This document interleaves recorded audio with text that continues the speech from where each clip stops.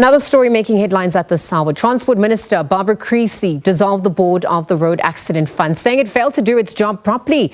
Well, the fund has been under pressure for years with long delays in paying accident victims. There's been court cases, backlog in that as well, and just also poor leadership at large. Perhaps to talk a little bit more about this, we've got two important stories.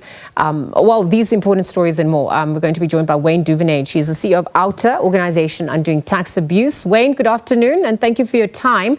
We're obviously just getting your reaction following the minister's decision to dissolve, the RAF board. How are you making sense of what's transpired? The impact as well in terms of accountability, transparency, and fixing what's transpired there. Yeah, look, the Road Accident Fund has been under pressure for a long time.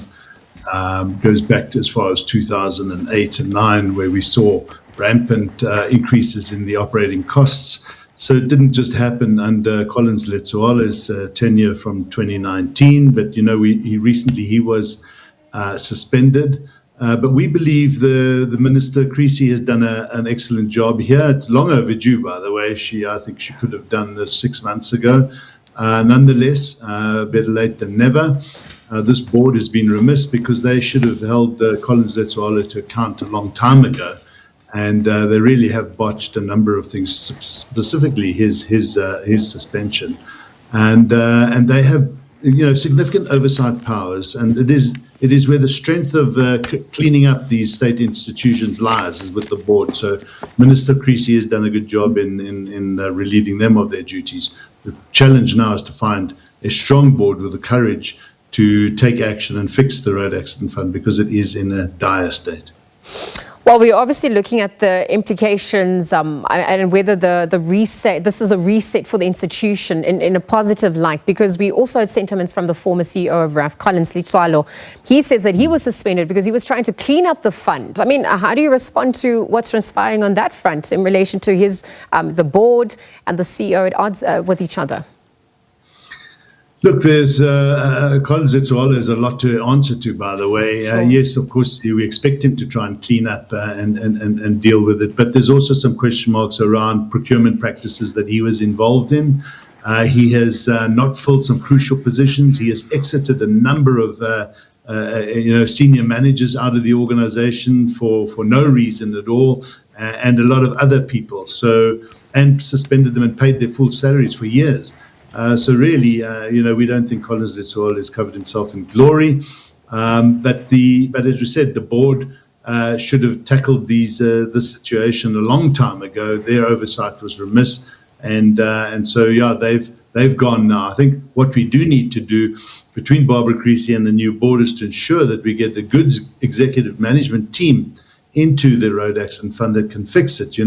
Under Collins Letsoala's time, and this is where the board is also implicated, they tried to change the accounting principles to not allow them to reflect what was over 300 billion rand of liabilities, and you can't do that.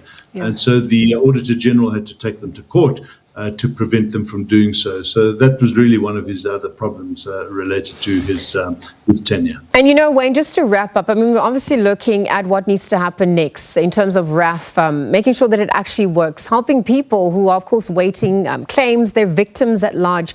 Talk to us a little bit more about, what needs to happen for the information to be trickled down so that they are protected somewhat during this transition. Yeah, I think that we've got to very quickly get the new management team in. But the fix of RAF is going to take a few years, and it's going to take a long time to dig itself out of this 300 billion rand plus a hole that it has. And the people that are suffering are road accident victims. If you think about how many retired people are out there, or not necessarily retired, but experts in the field of claims and in the insurance industry. Because one of the things that RAF suffered from is this onslaught of legal teams and legal companies that were taking advantage of its weak processes.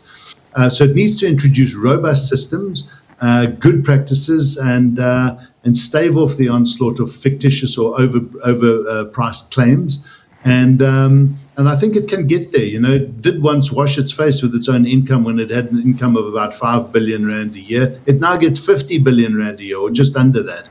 So we believe it can be resolved, but it's going to take some good processes to be put in place, good, strong senior management and good board oversight. Well, Wayne, it's a litmus test for the state's capability at large, and obviously we're all watching to see what transpires. But in the interest of time, I'm going to leave the conversation there. Thank you for weighing in at this hour. Wayne Duvenage, of course, CEO of OUTA, just looking at the Transport Minister's decision to, dissolve the board of RAF. We're looking at what this also means for the, for RAF at large, in obviously serving, victims and those who have been affected due to the leadership and really what's transpired there.